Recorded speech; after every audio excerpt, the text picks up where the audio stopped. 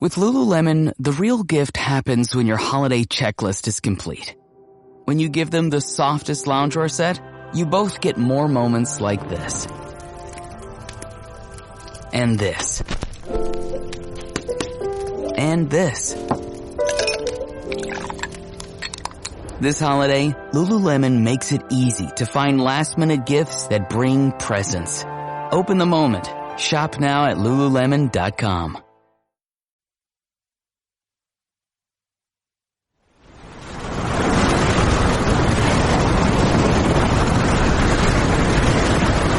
Bajó a la camareta en mitad de la tempestad, midiendo cada paso en su descenso por la escala hacia la negrura de aquel agujero. Tanteando a su alrededor, nada parecía estar en su sitio. Con los dedos a su derecha recorrió el mamparo frío y húmedo hasta dar con la repisa que buscaba, pero allí no la encontró. Quizás se fuese al suelo en algún balance. Tuvo que ser eso. Arriba, en cubierta, la actividad era frenética. Los pasos de la tripulación se oían cada vez más apresurados. El nerviosismo de los marineros se percibía de forma nítida. Las carreras de un lado a otro, las voces. Familia y amigos en tierra se preguntarían por su estado a bordo de aquella balandra minúscula y desvencijada a merced ya del temporal. Arriadas las velas, roto el mastelero y el grátil alto de la mayor, sin apenas gobierno, cualquiera que fuese el dios que hubiera desatado aquella furia se cobraría la vida de sus hijos. Por insensatos y necios, por abandonar el refugio que la bahía les había regalado cuando el azul del cielo en el horizonte, salpicado por nubes de tormenta, y el mar, agitado por la pertinaz brisa del oeste, formaba borreguillos anunciando la cólera divina. Lamentarse ya no era una opción. Cuando la avaricia del poderoso encuentra recompensa, la codicia del truán es su castigo, y pagarían por ello. Con la última escora, el pequeño barco, perdiendo todo su aparejo bajo el agua, se vio arrastrado al fondo. 1, 2, 5, 6, 10 metros de profundidad, y el lecho arenoso, el mejor de cuanto se puede escoger para dormir eternamente, se convertía en su refugio dorado, desde donde esperar que el mar devolviese algún día aquella cruz que nunca encontró.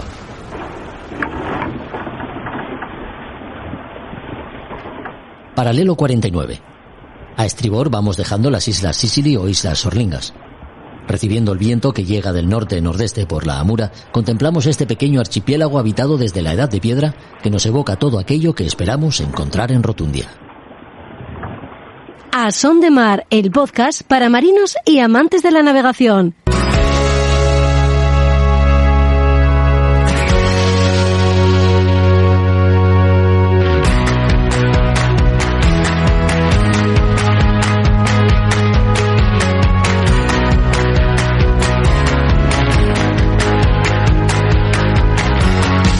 Hola a todos, bienvenidos de nuevo a otro podcast de A Son de Mar, un podcast en el que conoceremos de cerca la labor llevada a cabo por el radiotelegrafista a bordo de los barcos mercantes, la persona encargada de las comunicaciones y su importancia para navegar en condiciones de seguridad.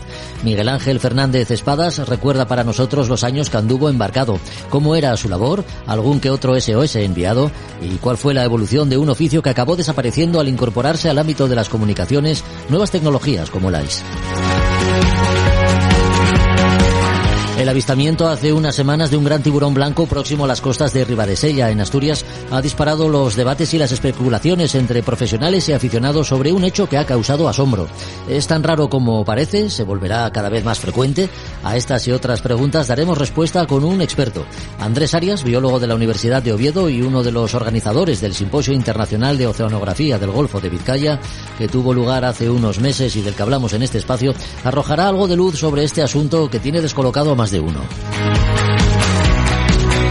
El Museo Marítimo de Asturias reserva un espacio para la exposición que con carácter permanente recuerda quizá el viaje transoceánico más importante de cuantos se hayan llevado a cabo nunca, el que llevó Cristóbal Colón a descubrir América. Lo celebramos hace poco en el día de la fiesta nacional que algunos se empeñan en empañar. Y para terminar, Roberto Álvarez Bucetas nos aclarará cuáles son las normas de obligado cumplimiento que rigen el desarrollo de cualquier regata. Su conocimiento y dominio nos librará de reclamaciones incómodas o descalificaciones. Si estás pensando en inscribirte por primera vez en alguna, la información que Roberto nos dé puede ser de tu interés. Esto es lo que hay. Comenzamos.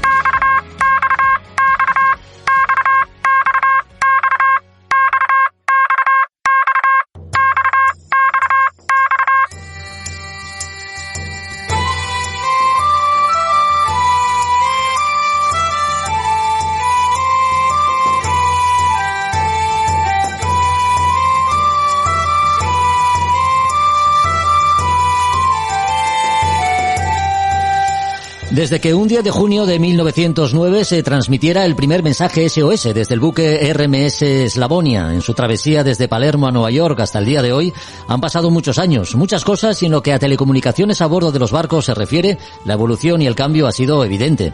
Las comunicaciones son fundamentales para que la navegación se desarrolle en condiciones de seguridad. Gracias a la radiotelegrafía sin hilos, que empieza a utilizarse a principios del siglo XX a bordo de buques mercantes, dejaron de ser necesarias las señales visuales con banderas, las acústicas mediante campanas para distancias de entre 5 y 7 millas e incluso la utilización de palomas mensajeras como medio para transmitir mensajes. Pero ¿cuál ha sido la labor del radiotelegrafista? ¿Cómo ha sido esa labor y en qué condiciones se desarrollaba? Y la que actualmente ejerce el oficial radioelectrónico, de la chicharra a Lais, con Miguel Ángel Fernández de Espadas. ¿Qué tal, Miguel Ángel? Muchas gracias por acompañarnos. Hola, buenas tardes, Jorge. Encantado de estar aquí con vosotros. Diplomado en 1980 en radiocomunicaciones marítimas de segunda clase y licenciado posteriormente en primera clase, trabajaste como oficial radioelectrónico en diferentes buques mercantes. ¿Cómo te, no sé, cuándo sentiste o cuándo intuiste que lo tuyo eran las comunicaciones? Bueno, el tema de las radiocomunicaciones, la verdad es que podría decirte que fue un tema vocacional de pronto, cuando acabé el COU, pero que venía de atrás, de familia. Realmente, al acabar el COU no tenía muy claro, sí parecía que el tema marítimo me tiró un poco, entonces fui a informarme de la cuestión. Y bueno, una vez tratado el tema aquí en la Escuela Náutica Marítima de Gijón, que estaba ahí en el Cerro Santa Catalina, uh-huh. Pues bueno, me hablaron de puente, me hablaron de máquinas, al final lo de radiocomunicaciones me pareció una labor tecnológica, una labor interesante y bueno, me matriculé ahí, me tiré por ahí. La verdad es que fue así, de simple. Oye, para dedicarte a la comunicación, dotes de comunicador tienes que tener, desde luego, Miguel Ángel. Digo yo. No lo sé. Lo que tengo, desde luego, facilidad para hablar seguramente. Y desde luego nosotros teníamos en los barcos una labor de intermediarios casi, ¿no? Entre no solo entre las otras dos especialidades, sino también dentro del aspecto humano, éramos bastante independientes. Eso quizás sea una de las cuestiones más interesantes de mi profesión a bordo. O sea, yo siempre sentí que el tema de la independencia, el tema de la labor humana, de comunicar a la gente de a bordo, o incluso, bueno, todo lo que tenía que ver con la seguridad de la vida humana en la mar, yo lo di como prioritario, prioritario. Bueno, no me lo planteé de otra manera y así traté de ejercerlo siempre en la mar y luego diría en tierra, pero bueno, sobre todo en la mar. Uh-huh. Hablas de independencia, entendemos que el radiotelegrafista tenía esa pequeña parcelita, ¿no? De independencia respecto a ¿qué? A las órdenes de capitán, por ejemplo. No, vamos a ver, en cuanto a profesión, ten en cuenta que la mayoría de los barcos, salvo que fuesen pasajes, íbamos solos, como especialidad. Ya. Uh-huh. Iba a puente, o sea, los oficiales de puente por un lado, con sus ratings que llamamos, con los marineros de cubierta, con contramaestres, y por otro lado los maquinistas, con sus ratings también de mecánicos, engrasadores y demás, y luego estaba el radio. El radio estaba en medio, que yo creo que es una cuestión en la que nadie se ha fijado mucho, salvo nosotros, los radios. Y sí que creo que todos hicimos ahí una labor humana interesante, que espero que haya, yo creo que los demás lo recuerdan, los que han convivido con nosotros, en general la recuerdan.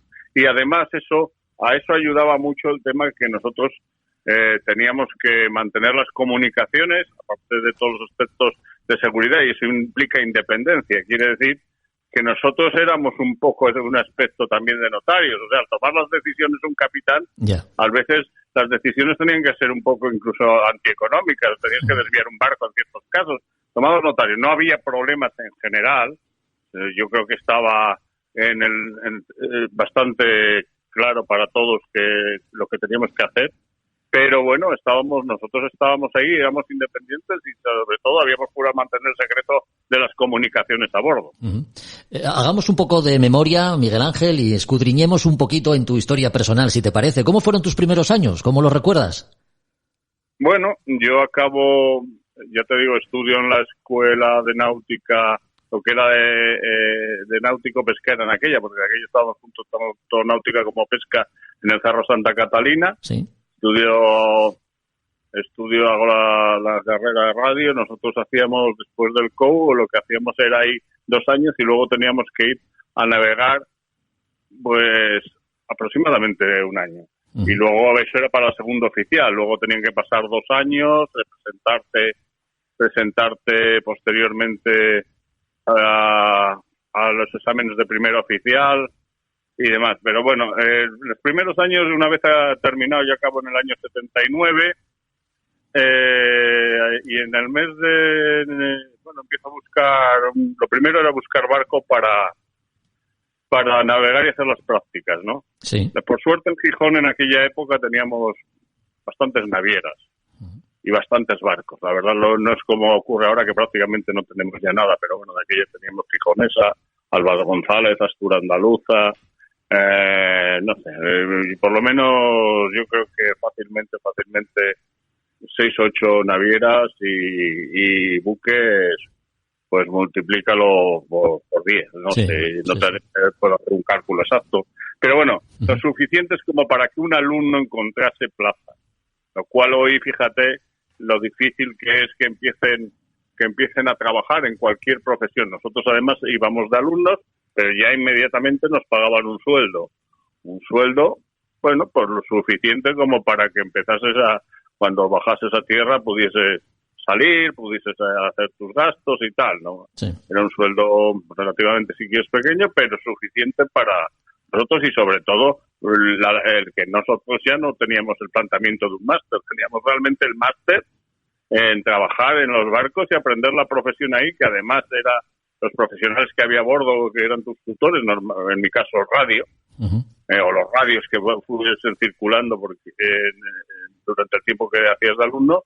pues se volcaban contigo en general y te preparaban, eras un colega, entonces te preparaban para la labor que ibas a tener que asumir después, que ibas a ver, sobre todo para un radio, los primeros tiempos eran difíciles porque claro, ibas a un barco e ibas solo ya no ibas con tu tutor, claro. Un alumno de máquinas, o uno que iba de oficial, pues iba tercero, segundo, iba ascendiendo, el otro pasaba lo mismo en puente, nosotros solos. Y eso fue lo que fue el tema de alumnos radio. Yo lo hice en Gijonesa, concretamente además lo hice en un solo buque, fue casi 1 año y fue desde todo lo que es finales 79 hasta el verano del 80, y fue en el Pola de Lena. Tengo recuerdos de muchos profesionales, amigos, gente que compartieron conmigo posteriormente, que nos los fuimos cruzando, porque en la mar, la gente de la mar y sobre todo los marinos mercantes, la verdad es que al final si navegas, acabas cruzándote con todos. Ya. Ese fue el inicio para luego empezar en el primer barco que navegué, bueno, el primer trabajo ya de oficial, que fue en el Busturia, un barco, hay un Busturia que ha sido gasero, pero en realidad era un bull carrier, era una naviera de San Sebastián y era de pasajes en concreto, y que tenía 2 barcos, el Butrón y el Busturia, y fue mi bautizo de fuego como oficial. Y eso luego te cuento porque pasé el primer embarque, la primera campaña, por decirlo de alguna manera, que fue en el todo el año 80, o sea, al final, desde el verano hasta finales del 80 aproximadamente, pues fue muy interesante porque me pilló la huelga de solidaridad de Les Valesa y estuvimos amarrados un mes en Gdansk. No sé si ellos nos amarraban como escudo humano, pero fue toda una evento histórica ya. Oye, para alguien que además de marino es historiador, vivir acontecimientos como ese, pues seguro que era estimulante, ¿no? Bueno, lo de historiador ha sido muy posterior. Bueno, siempre está muy interesado. Seguro que tenías algún interés por la historia, eso seguro. Siempre he tenido interés por la historia, claro. Y siempre interés por la cultura en general. Sobre todo arte, historia. Bueno, era una faceta ya... Hombre, en aquellos tiempos, cuando era muy joven, no lo tenía todavía tan claro. Digamos que en aquellos tiempos era empezar a ganarte la vida y no me fijaba, realmente sabía que Gdansk, ya de aquella sabía que Gdansk era la antigua Danzig, que fue una ciudad fronteriza, como sabes, y donde se inició la Segunda Guerra Mundial. Gdansk era muy interesante porque había sido destruida completamente y había sido vuelta a levantar, prácticamente como había sido antes de la Segunda Guerra Mundial. O sea, todos esos recuerdos me quedan ahí. Claro. Mi interés por la historia, pues sí, leía algo y tal, pero yo creo que a partir de ahí empezó a despertarse más en mí el interés, principio arte e historia muy relacionado. Oye, Miguel Ángel, es un tema más personal que de marino. Ya, lo sé. Oye, ¿cuál era tu labor como radiotelegrafista a bordo? Entremos un poco en el detalle, en las funciones que tenía encomendadas el radiotelegrafista a bordo de un buque mercante. Bueno, yo creo que la función básica de un radio a bordo es la seguridad de la vida humana en la mar. Creo que esa es la función que teníamos encomendada desde el principio hasta el final de la carrera. O sea, quiero decir, de la carrera en la mar. Sí. Eso es la función básica y principal de un radio. Eso incluía, desde luego, las comunicaciones de aquella. Ten en cuenta que cuando yo empiezo a navegar, porque los tiempos han cambiado muy rápido, la tecnología ha cambiado muy rápido y continúa pues a velocidades de vértigo cada vez más. Sí. Pero yo te puedo decir que empecé a navegar en el año 79, donde nosotros usábamos la chicharra, pero para situarse en el Atlántico, los de Puente utilizaban el sextante y aunque ya existía el Deca, el Oran, Omega, pero eran cadenas limitadas a ciertas zonas la mayoría de las veces. Entonces, a mediodía se juntaban los oficiales y los alumnos, si los había, y se trataba de tirar de sextante y navegar así. Nosotros tirábamos de chicharra y así funcionábamos. Yo recogía, te puedo decir que en aspecto meteorológico, que es muy interesante también, especialmente si navegas por el Atlántico, claro, y si implicas en todo esto a los icebergs, ya te suena el Titanic y todas estas cosas. Tenemos, por ejemplo, si navegamos por la zona del Labrador, teníamos que situarlo claramente, los icebergs que iban bajando, y todo eso lo recibíamos por telegrafía. Lo que ahora es un mapa isobárico, se puede decir, que se recibía en telegrafía con códigos de números que luego había que representar a mano y dibujarlos. Caray. Eso era como estábamos navegando a nivel mundial en aquella época, porque los primeros avances de otro tipo te los puedo contar porque lo mismo que estuve en estos barcos, Mulcarriers y demás, ya unos años después yo creo que exactamente no te podría decir la fecha, pero 84 por ahí, estaba en la ESO. En la ESO estaba en un buque de primera línea recién construida, que fue el ESO Calcium, era el gemelo de ESO México. No era de los más grandes, pero era de los más tecnológicos. Sí. Y ahí ya empezamos a utilizar un sistema, yo ya utilizaba porque era un petrolero, y los petroleros transmitían cantidad de información, quiero decir, ya la telegrafía era para que se te cayese la mano. Claro. Entonces, realmente cuando yo llego a ese barco, el barco prácticamente acaba de salir de astillero y tiene todo un sistema informático. ¿Me escuchas? Sí, perfectamente, sí. Adelante. He montado a bordo todo un sistema informático de Hewlett Packard basado en el HP 150, que era de uno de los primeros compatibles con IBM que se lanzaban al mercado mundial a nivel comercial. Y eso nos permitía transmisión de datos a alta velocidad por medio de los transmisores de a bordo.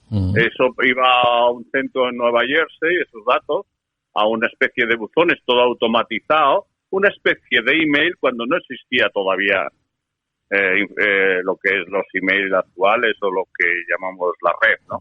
Oye, y esto que me estás comentando, de alguna manera representa un poco ¿es el paso del oficial radiotelegrafista a lo que conocemos como oficial radioelectrónico? Sin duda. Yo te puedo decir que ya, yo creo que de todas formas el radiotelegrafista en general, aunque variaba mucho de sus conocimientos prácticos, siempre ejerció de radioelectrónico. O sea, si un radar se le fundía un diodo de antena, pues el radio siempre tenía el diodo de antena para ir allí y cambiarlo. Cosas de ese tipo. Siempre ha habido respetos a bordo para trabajarlos, y entonces esa era la función del radio, porque el radio tenía que ser independiente, mantener las comunicaciones básicamente, y los equipos de navegación. Quiero decir que se trataba de mantener las radiocomunicaciones a bordo y también los equipos de ayuda a la navegación, desde un giro, un radar, o en comunicaciones VHF, telefonías, pero hombre, aunque era básico el mantener las comunicaciones, porque si no, si el barco se quedaba incomunicado, pues te puedes imaginar que ya no había nada más.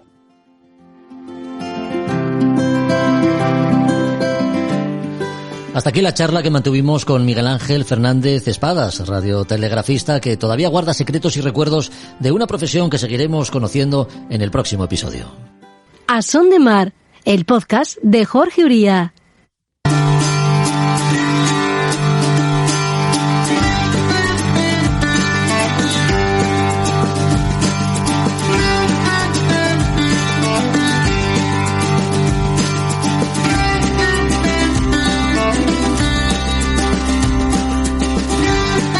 Hace unas semanas el vídeo publicado en redes sociales del avistamiento de un gran tiburón blanco a unas 10 millas de la costa de Ribadesella, en Asturias, levantó un río de chascarrillos entre profesionales y aficionados a la náutica en general. Hay opiniones para todos los gustos, que si es algo normal, que si es algo anormal, que si se debe a la temperatura del agua, que si el Cantábrico es zona de paso, que si ahora se habla de ello es porque hay móviles y se graba, no como antes que podían verse pero no se documentaba. En fin, más allá de rumores, en A Son de Mar hemos querido hablar con alguien que pueda darnos una opinión fundada sobre este suceso que efectivamente no deja de ser llamativo. Lo hacemos con Andrés Arias, biólogo de la Universidad de Oviedo y organizador de la última edición del Simposio Internacional de Oceanografía del Golfo de Vizcaya, que se celebró hace ya unas semanas desde aquí, desde Gijón, y del que hemos hablado en este podcast precisamente. ¿Qué tal, Andrés? ¿Cómo estás? Muy buenas. Hola, buenas tardes. Las imágenes no dejan de ser llamativas. Un enorme escualo se mueve en el agua próximo a una embarcación desde donde se graba el encuentro. Se trata de un tiburón blanco de gran tamaño que es difícil de ver en las costas cantábricas. ¿A qué puede deberse su presencia? Pues bueno, realmente sí, como comentas, es un dato sorprendente y puede ser debido, imagino que puede ser en varios factores, ¿no? Pero uno podría ser también que estuviera en una época de migración y que por lo que fuera un cambio en las corrientes hubiera terminado en el Golfo de Vizcaya y probablemente no tendría que estar aquí. Es probable que nos vinieran de la población atlántica que tenemos. Y luego también puede ser, aunque igual no es el factor fundamental, pero que la experimentación en la subida de las temperaturas que estamos teniendo en las últimas décadas también pueda favorecer que esta especie que prefiriere pues aguas más o menos tropicales, aunque sí que es cierto que está en Sudáfrica y son aguas más frías, ¿no? Pero bueno, que sí que es una especie de hábitos más tropicaloides. Y eso puede favorecer el que haya aparecido aquí, justo unas semanas antes lo hayan avistado este ejemplar u otro en A Coruña, ¿no? Sabemos que los científicos y los biólogos manejáis una serie de estadísticas, gráficos y estudios previos. ¿Existe alguna documentación que nos haga pensar que la presencia del tiburón blanco en el Cantábrico no es tan extraña? Bueno, realmente sí que existen algunos registros y reportes de la especie. Hubo uno en 2014, otro en 2007 y otros anteriores, pero normalmente eso se solían achacar, como no tenemos una prueba física concluyente, se solían achacar a marrajos, que es un tiburón común de la zona de gran tamaño. Entonces esta sería como la primera evidencia realmente fiable que tenemos gracias al vídeo de Quito el Pescador, que bueno, también como comentabas al principio, quizás ahora que tenemos los móviles, tenemos todos estos medios audiovisuales más a mano, es más fácil reportar estas cosas y antes como no los teníamos, pues puede ser que también los haya habido, pero no tenemos esa certeza, ¿no? Bueno, parece que se dan una serie de condiciones para que no sea tan raro ver un tiburón blanco en las costas del Cantábrico. ¿Habría que pensar en un aumento de avistamientos de esta especie en el futuro? De momento solo hemos tenido 2 casos. Creo que no es suficiente información como para poder extrapolar o predecir, ¿no? Pero bueno, si en los siguientes meses o años esto empieza a ser un hábito común, pues sí que podríamos empezar a pensar que quizás hay alguna causa de peso que habría que investigar para saber por qué están llegando aquí y si están aquí y se quedan o están solo de paso o realmente a qué vienen. Porque básicamente ellos cuando se mueven lo hacen o bien para reproducirse o bien para alimentarse. Para reproducirse, pues las aguas del Cantábrico de momento no creo que tengan las temperaturas adecuadas para ello. Y para alimentarse, pues realmente ellos siempre suelen preferir mamíferos marinos, como focas, leones marinos, y aquí tampoco tenemos. Entonces, bueno, podría hacer pensar que sí que se trata de una especie que, bueno, que está de paso y que luego va a otro lugar para alimentarse, imagino. Siempre que hablamos del tiburón blanco, bueno, siempre, al menos a mí es lo que me ocurre, ¿no? Cuando aparece un tiburón blanco, pues siempre estoy pensando en las costas de Australia o de Florida, ¿no? Sin embargo, sí que hay comunidades de cría, digamos, en el Mediterráneo, las tenemos aquí al lado. Sí, es cierto, en el Mediterráneo tenemos tiburones blancos, y de hecho se hizo un estudio el año pasado y se vio que genéticamente se parecían más a los tiburones blancos del Pacífico que los que tenemos ahora en el Atlántico. Y de hecho se cree que estos tiburones entraron en el Mediterráneo hace bastantes años atrás, cientos de años atrás, cuando estaba comunicado el Pacífico con el Atlántico por el Istmo de Panamá, y cruzaron el Atlántico, colonizaron el Mediterráneo y se quedaron ahí.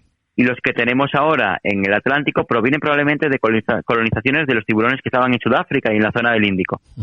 No están tan lejos. No es descartable, por tanto, que el ejemplar que hayamos podido ver en aguas del Cantábrico, que pueda coincidir con el que se ha visto hace unas semanas en Galicia, pueda provenir del Mediterráneo. Por tanto, no es algo descartable. Podrían provenir del Mediterráneo, aunque yo me apunto más a pensar que vendrían del Atlántico, porque la población de Mediterránea están en descenso, quedan muy pocos ejemplares, están bastante amenazados, y los últimos datos que había de censos de ellos no eran muy positivos.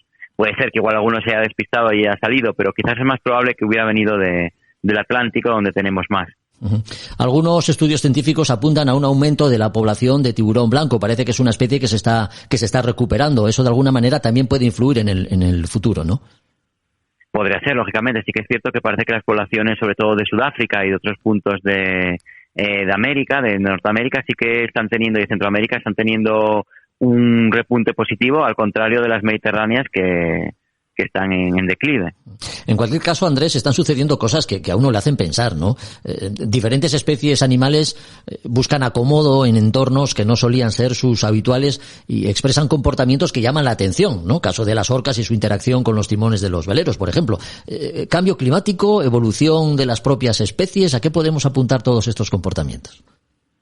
Bueno, muchos de los que comentas se pueden apuntar a un fenómeno que se llama tropicalización, y es que como consecuencia del aumento de la temperatura de las últimas décadas, que más o menos en el Cantábrico, según los diferentes estudios, pero se cree que subieron entre 0,3 y 0,9 grados por década, la temperatura media del agua de mar, esto posibilita que especies que eran subtropicales o tropicales de la zona de Madeira, Canarias y demás, alcancen las costas cantábricas con las corrientes y ahora encuentren que el medio es totalmente propicio para que su desarrollo, y estamos viendo muchas especies de otros peces, como pues por ejemplo tenemos algunos carángidos tropicales que estamos viéndolos por aquí, el quifósido, el pez corneta, el tamboril, que es como una especie de pez globo, que están apareciendo en el Cantábrico y que son de zonas más subtropicales y que alcanzan esta zona pues con las corrientes, y aunque hayan llegado siempre, ahora pueden asentarse y pueden sobrevivir, y por eso los vemos también. Oye, como organizador de la última edición del Simposio Internacional de Oceanografía del Golfo de Vizcaya, que se celebró desde Gijón, no me gustaría despedirte sin preguntarte si las aguas del Cantábrico y el Golfo de Vizcaya en general gozan de buena salud. De algunos puntos, tristemente no. Tenemos mucha contaminación, aparte pues por muchos productos químicos, sobre todo por plásticos, por microplásticos, cada vez están en aumento y están afectando más a las comunidades marinas y causando un problema serio. Bueno, un asunto que nos llama la atención desde hace unas semanas, que ya decíamos es motivo de comentarios y de chascarrillos y de distintos coloquios en los puertos de Asturias, es el avistamiento de ese tiburón blanco a unas 10 millas de la costa de Ribadesella. De este asunto hemos querido hablar con un experto, con Andrés Arias, que como decimos es biólogo en la Universidad de Oviedo. Andrés, muchas gracias por haber atendido nuestra llamada una vez más y hasta la próxima. Gracias a vosotros. Gracias, hasta luego.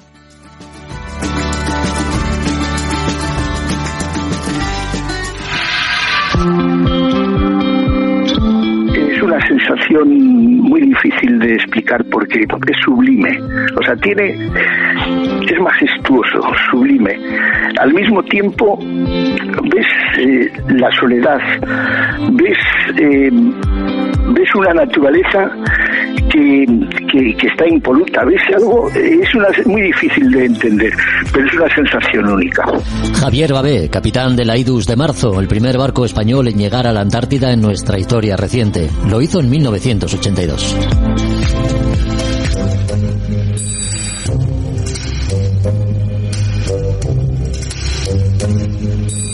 En A Son de Mar, historias del museo.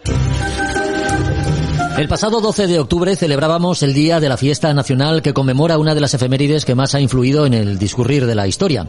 Por mucho que se reescriba, siendo el 12 de octubre de 1492 el inicio para algunos del mayor genocidio perpetrado nunca, y para otros el descubrimiento de un continente que ya había sido descubierto por los vikingos, lo cierto es que Cristóbal Colón se topó con América buscando las Indias y que aquello abrió una nueva era de descubrimientos que impulsaron de manera definitiva no solo la creación de un imperio, el español, sino también avances en todos los campos del saber.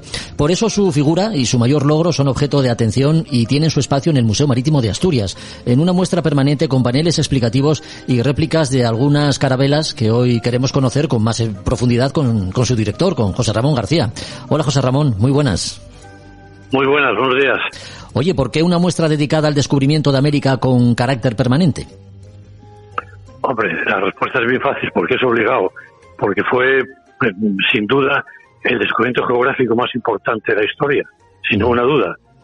Digan lo que digan. Está y claro. Entonces, aquí tenemos un espacio dedicado, pero cuidado, tampoco aquí nos pasamos de patrioterismo.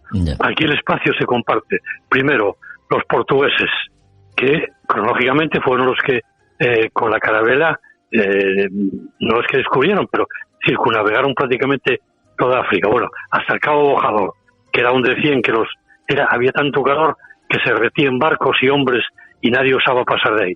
Bueno, entonces en ese contexto de un siglo XV, donde los portugueses tenían unos navegantes muy buenos, apareció Colón, que ofreció sus servicios en Portugal y no los aceptaron, y luego hizo lo que todos sabemos, el viaje con las 3 naves.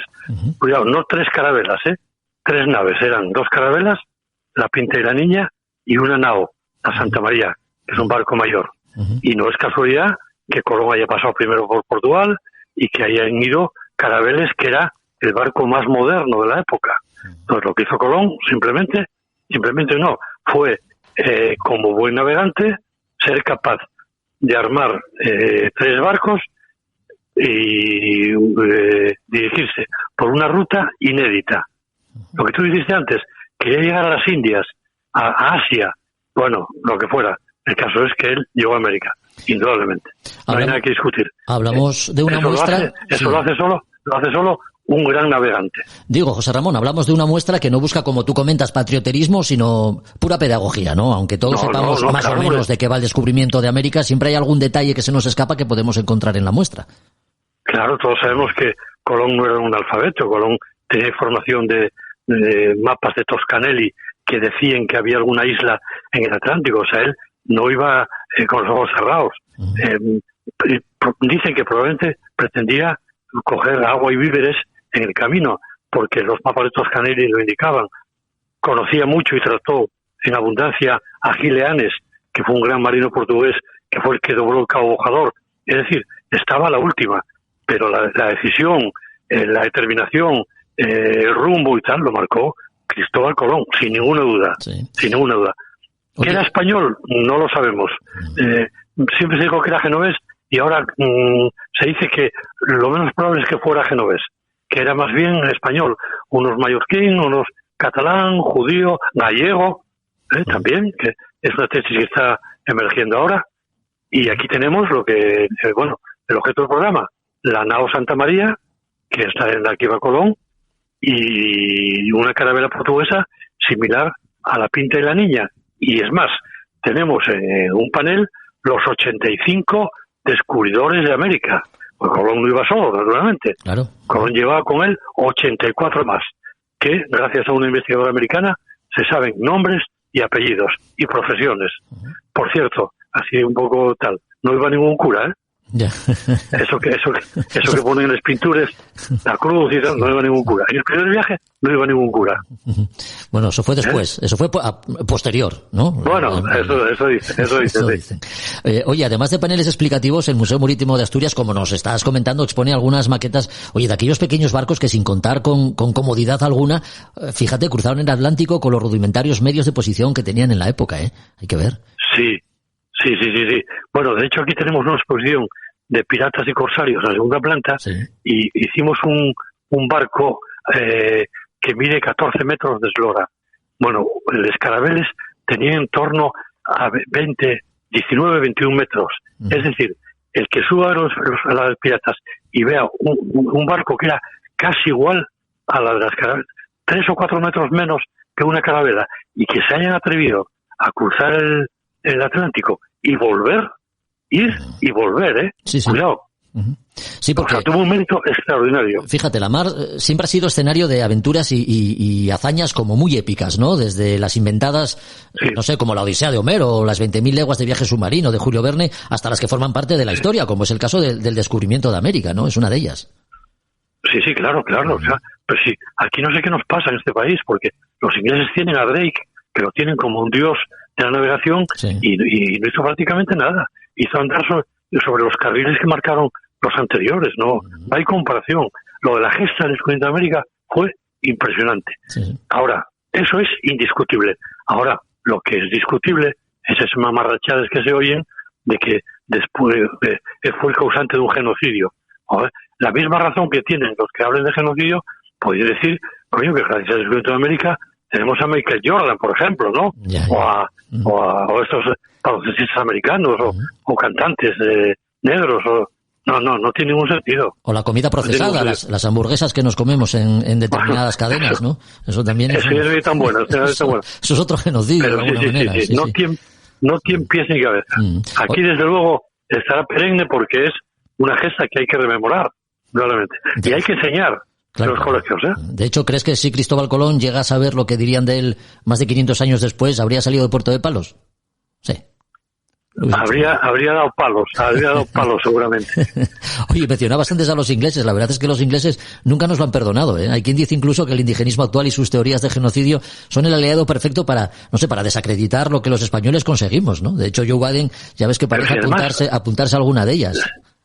Que sí. Además, estos cretinos que tiren contra nosotros, como López Obrador, pero si él es descendiente de españoles, pero si los españoles hicieron un mestizaje tan grande como no hizo ninguna otra civilización de ningún tipo. Los vikingos arrasaban, los romanos dominaban, los ingleses y holandeses no se cruzaron nunca con los nativos. Fueron los españoles solamente.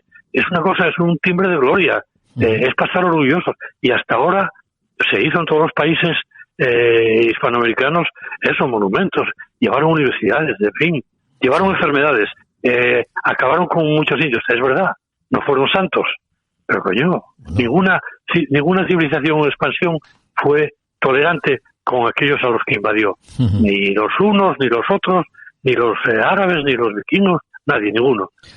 Y los españoles, aún haciendo salvajades, dejaron una huella que nadie dejó. Lo del mestizaje yo creo que es de mayor orgullo nuestro. Ya.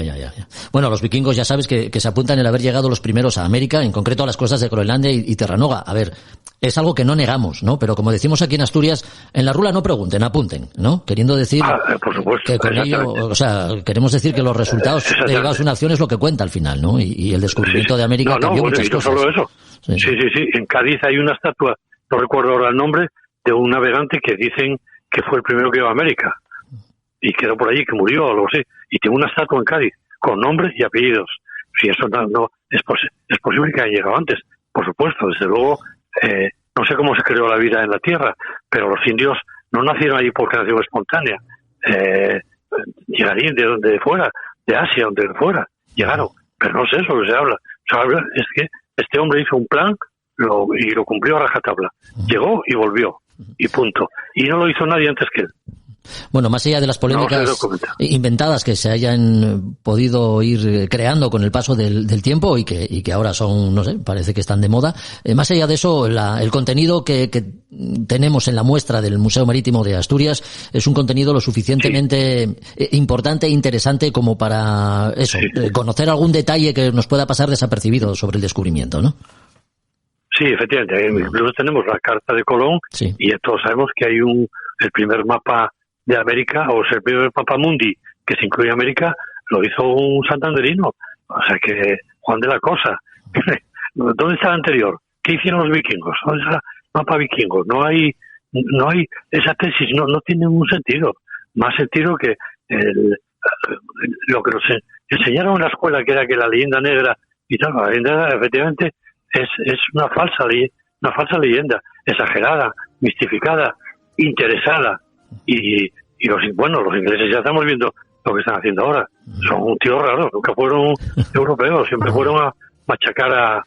No. Bueno. Nada, o sea, aquí que venga va a haber la Santa María, la Carabela, y sobre todo va a haber, si alguien tiene algún interés en saber los nombres, eso es interesante, de los que fueron allí están.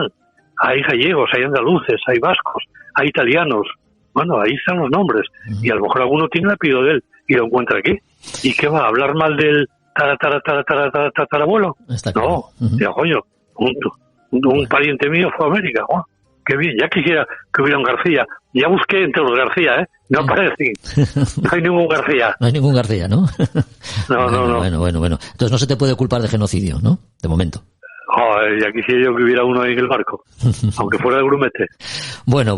Todo un océano no fue suficiente para separar dos mundos que estaban llamados a encontrarse. ¿Qué hubiera pasado si el contacto se hubiese producido a la inversa? Si hubiesen sido los mayas o los aztecas los que hubiesen arribado a las costas de Portugal, por ejemplo. Bueno, no sé, a lo mejor esos son... Por ejemplo, sí, son teorías que no nos llevan a ningún sitio. Lo que sí nos lleva a algún sitio, que es a conocer más en profundidad lo que fue el descubrimiento de América, es la visita que podemos hacer al Museo Marítimo de Asturias y recrearnos en esa muestra permanente que dedica pues una serie de paneles explicativos y algunas maquetas a lo que fue esta efeméride de la que, como decimos, hemos celebrado una vez más el pasado 12 de octubre en el llamado Día de la Fiesta Nacional.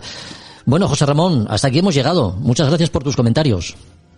A vuestra disposición. Volvemos a vernos o a escucharnos, mejor dicho, en el próximo podcast. Hasta entonces. Cuando queráis, a vuestra disposición. No pondré tanto énfasis como el tema de hoy seguramente, pero bueno, a vuestra disposición. Un abrazo. Adiós. Bueno, saludos, adiós.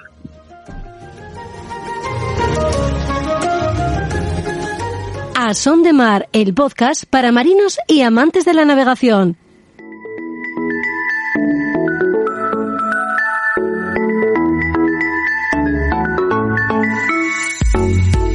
Si uno recurre al documento publicado por la Federación de Vela sobre el reglamento de regatas, se puede hacer una idea de la complejidad que rodea este tipo de pruebas y la variedad de clases y categorías que existen, desde windsurf a barcos radiocontrol. Todas están sometidas a una serie de instrucciones que conviene conocer si decidimos inscribirnos en alguna de ellas. Sin entrar en demasiados detalles, conozcamos lo fundamental si lo que queremos es participar en regatas de club. Esas regatas en las que en ocasiones se une el espíritu competitivo con la diversión que supone medirnos a otros barcos de similar eslora y características. Roberto Álvarez Bucetas algo sabe de esto. ¿Qué tal, Roberto? ¿Cómo estás? Muy buenas. ¿Qué tal, Jorge? Bien, buenos días.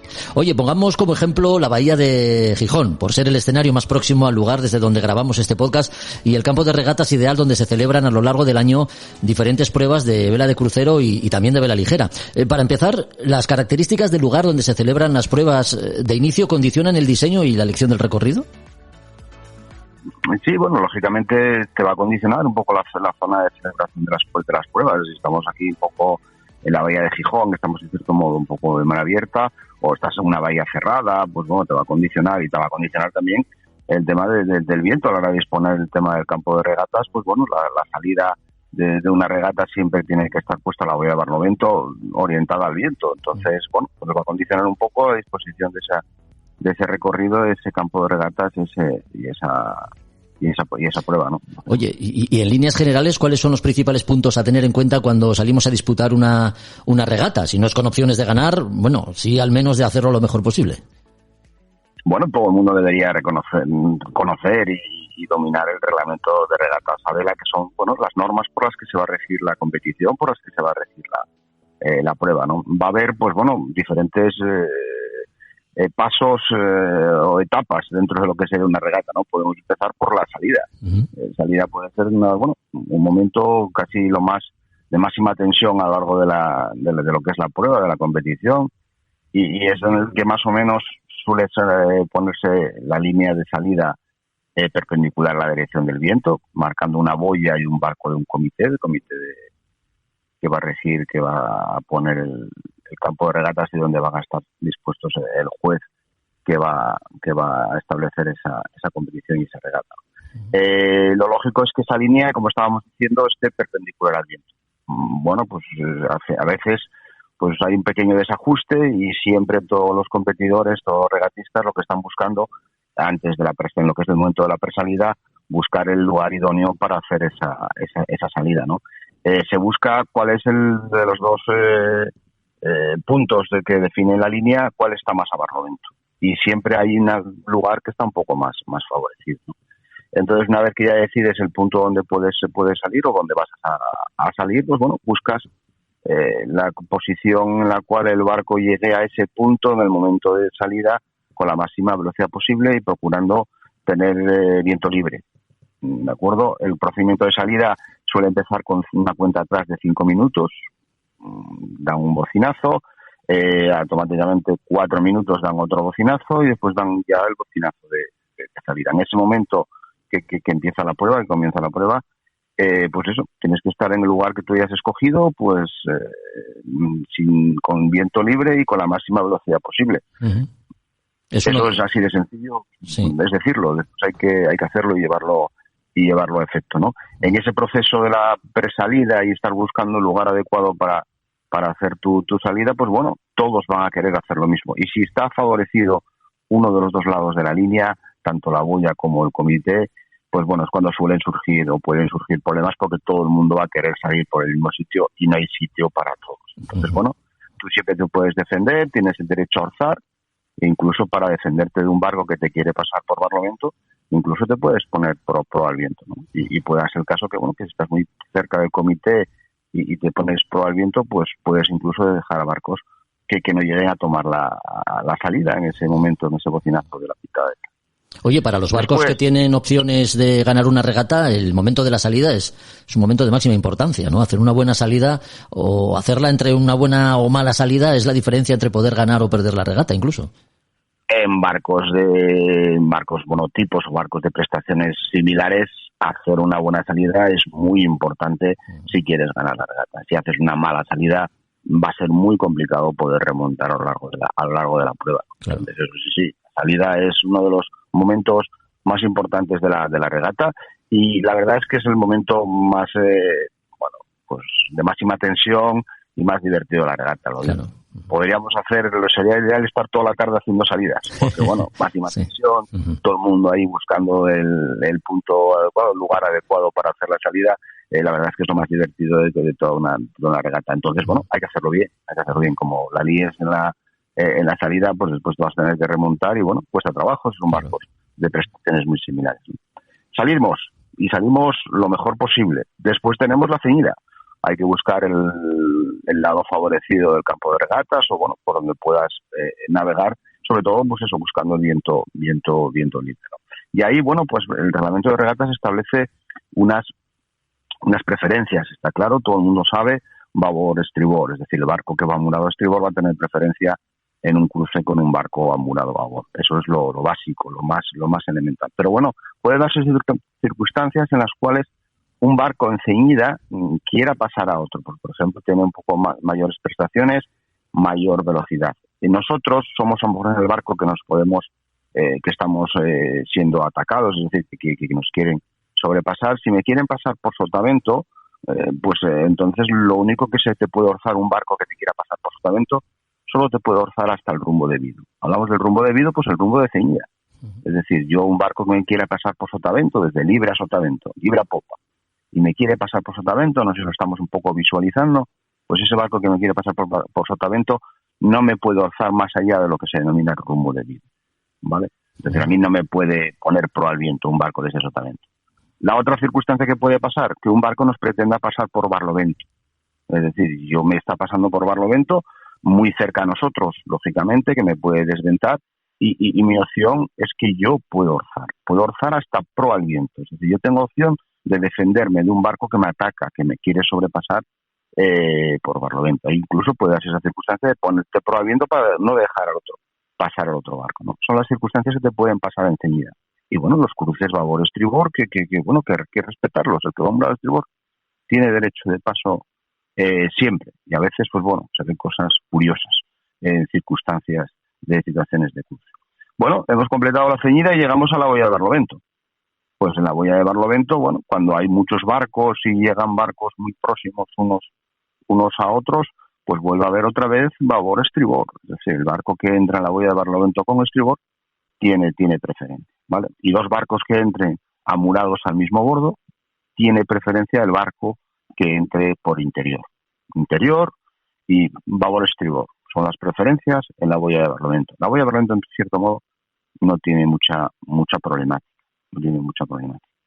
Si seguimos viendo un poco lo que sería, bueno, pues una simulación de esa regata, de ese recorrido que estamos haciendo la regata, hemos montado la boya de Barlovento y tenemos que disponernos a hacer la popa, a ponernos a navegar en popa. Si estamos en barcos de crucero, barcos que tengan speed, pues bueno, utilizaremos el speed y nos pondremos a navegar en popa. Volvemos a hablar un poco del reglamento y vamos a suponer que hay un compromiso entre dos barcos o un barco quiere pasar a otro, ¿no? Y como a la ceñida, pues va a haber dos situaciones, dos circunstancias. Barcos navegando en popa en demanda de la boya de sotavento, pues vamos a ser nosotros el barco al cual nos quieren pasar. Pues puede un barco intentar pasarnos por sotavento, ¿vale? Puede intentar pasarnos con sotavento, vamos con speed y nos intenta pasar por sotavento. Y va a llegar un momento ese barco que quiere pasarte por sotavento que llega a nuestro cuña de desvente, a nuestro cono de desvente, y el barco no puede avanzar, no nos va a poder pasar, ¿vale? Pues ese barco pues puede tener tendencia a ir orzándonos. Es una tendencia muy natural, ir a orzar a otro barco, ir orzando a otro barco. Pues bueno, solo nos puede orzar hasta el rumbo debido. Es decir, no me puede orzar un barco que me pretende pasar por sotavento, no me puede poner proa al viento, no puede pasar del rumbo debido. Y estamos hablando de en popa, pues el rumbo debido va a ser el del barco que pueda orzar más. Es decir, ahí surgen problemas cuando barcos pueden estar navegando con spinnaker o barcos pueden estar navegando con genaque. Si llevas un asimétrico puedes ir un poco más orzado. Pues bueno, pues te pueden orzar hasta el rumbo del barco que pueda orzar más, pero no te pueden pasar del través o no pueden ponerte proa al viento. Un barco que te pretende pasar por sotavento, no puede. Siguiente circunstancia, segundo supuesto, pues bueno, que el barco te pretenda pasar por barlovento. Bueno, tú no vas a dejar que un barco te pase por barlovento y te desvente. Pues en esa situación yo puedo defenderme orzando hasta proa al viento. Y una cosa importante, te oye, un barco por barlovento no pase. Si quieres pasar, pasas por sotavento. Pero por barlovento no vas a pasar porque me vas a desventar. Yo puedo defenderme y puedo orzar hasta proa al viento. Los dos barcos con el espizado flameando los espis. Es muy típico esas situaciones en las competiciones de Mass Race, pues se ve muchas veces ahí los barcos con los espis flameando, la Copa América, 10 vídeos que había cuando eran los barcos clásicos de Copa América, pues se veían esas situaciones. Que bueno, son situaciones en cierto modo, bueno, de tensión, de buscar y saber cuáles son tus derechos y cuáles son tus obligaciones. Bueno, un reglamento de regatas, pues hay que conocerlo. Y llegamos a la boya de sotavento. Ahí sí que puede haber bastantes líos en las boyas de sotavento y a veces suele haber bastante desconocimiento de las normas, ¿no? Porque aquí en esta boya de sotavento prevalece lo que es el interior frente a lo que sería un barco que vaya murado a estribor o babor, que es babor-estribor. Un barco que entre por estribor, un barco que entre por babor con spis en la boya de sotavento, el que esté por interior tiene preferencia. Aunque vaya murado a estribor, el barco no tiene preferencia, ¿vale? Siempre que estén comprometidos esos dos barcos, es decir, que los dos barcos, la proa de uno esté por lo menos sobrepasado la vertical de la popa del otro. Son barcos comprometidos, ¿vale? Y esos barcos tienen que estar comprometidos antes de las 3 horas. Si están comprometidos antes de las 3 horas, el barco que tiene interior es el barco que tiene preferencia. ¿Vale? Aunque otro barco te venga pero el barco que esté por interior tiene preferencia, me repito, aunque otro barco venga con estribor, no tiene interior frente a estribor, prevalece en la boya de azotamiento. Y eso a veces genera líos porque muchas veces pues esa norma, bueno, de cierto modo, como piensas que con estribor vas hasta el fin del mundo, no siempre, en la boya de azotamiento no es así, Y esto, bueno, puede ser así un breve resumen de lo que puede ser las normas básicas de lo que es el reglamento de regatas. Y que no está mal de vez en cuando con la tripulación hacer un briefing antes de salir y cada cierto tiempo de darle un repasillo al reglamento porque, bueno, quieras que no, se nos olvidan estas pequeñas cosas y todo el mundo tendría que estar todo el mundo sea conocedor. Todos los miembros de la tripulación, no solo el patrón del barco, sino el miembro de la tripulación, porque, bueno, si ves que un barco te pretende pasar por Barlovento y tienes que orzarle, pues bueno, si todo el mundo lo está viendo, la tripulación ya sabe lo que va a tener que hacer, ya sabe una respuesta rápida a esa situación y no tiene que indicarlo el patrón, el táctico del barco, lo que vamos a hacer. No, lo has explicado muy bien. Desde luego se nota que eres profesor de universidad.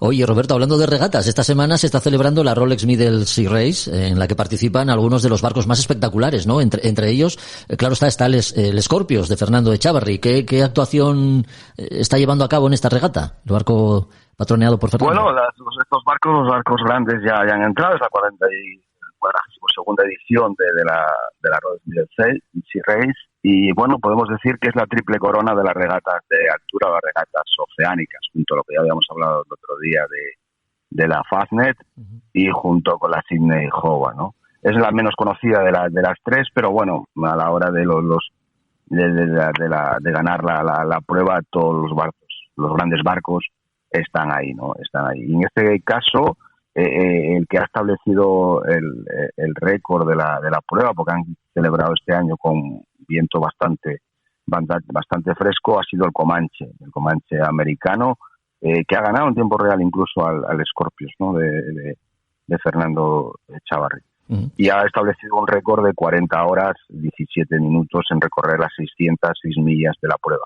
La prueba es una prueba que he recorrido fijo, que es salir desde Malta, desde La Valeta, además de un sitio dentro del puerto, que es una salida espectacular. Y es rodear todo lo que sería Sicilia, pasando por el estrecho de Messina, Stromboli, pasar lo que sería la isla de Partelleira y Lampedusa y volver otra vez a retornar a la Valeta. La verdad es que es un recorrido espectacular, ¿no? Sí, sí. Y bueno, pues este año se han establecido récords y es Comanche, un 100 pies americano que ha establecido el récord que antes tenía el Rambler, un 90 pies que era el que en 2007 había marcado el récord de la prueba en 47 horas. Lo ha bajado 7 horas, que bueno, es un tiempo y considerable, ¿no? Y también ha batido el récord en los multicascos, el Mod 70 Argo, que ha bajado el récord a 33 horas de la prueba. Lo tenía antes el Maserati con 56 horas, bajó también una cantidad importante.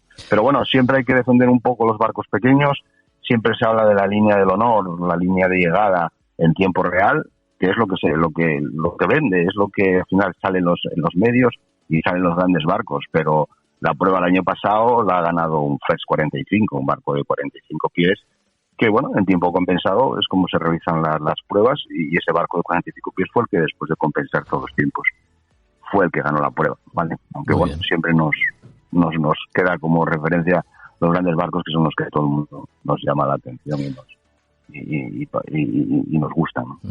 Bueno, Roberto, pues aquí lo vamos a dejar. Hemos hablado de regatas, las regatas, esas que dan sentido muchas veces a tener un barco, ¿no? Animamos desde aquí a quienes empiecen a navegar, pues, a participar en alguna, hombre, entre otras cosas, por lo mucho que se aprende en el trimado de velas, del palo, por ejemplo. Bueno, en fin, en definitiva, lo mucho que se aprende a la hora de sacarle partido a nuestro barco, participando, como decimos, en regatas. Gracias, Roberto, por habernos acompañado durante este tiempo y te esperamos en el próximo podcast. Pues nada, a vosotros. Un abrazo. Hasta luego. Hemos llegado al final de otro podcast. Os esperamos dentro de 15 días en otro capítulo de A Son de Mar. Recuerda que si los contenidos te han parecido interesantes, nos harías un gran favor si los compartes con tus amigos, esos con los que compartes como nosotros, pasión por la mar. En la dirección podcastasondemar@gmail.com puedes escribirnos para cualquier sugerencia. Hasta el próximo episodio. Adiós. A Son de Mar, la náutica en un podcast.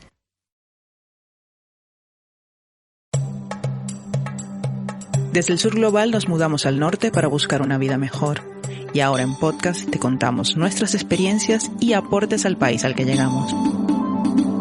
Esto es Escucha Migrante, el podcast de la cultura en movimiento. Un proyecto sonoro para el encuentro de creadoras, investigadoras y distintos agentes culturales que hablan con voz propia en muchos acentos. Hola, soy Dagmari Oliver Graterol y seré tu anfitriona en los episodios conversacionales. Yo soy Mili Matos y seré la voz que te acompañará en los episodios narrativos. En esta primera temporada escucharás relatos que tienen a la migración y a la cultura como espacios de creación, convivencia y resistencia desde España. Síguenos, activa las notificaciones y comparte con el hashtag Escucha Migrante. Este es un proyecto beneficiario de las ayudas para la promoción del sector del videojuego, del podcast y otras formas de creación digital convocadas por el Ministerio de Cultura y financiadas por la Unión Europea Next Generation EU, con el apoyo de Yo Soy el Otro, Asociación Cultural.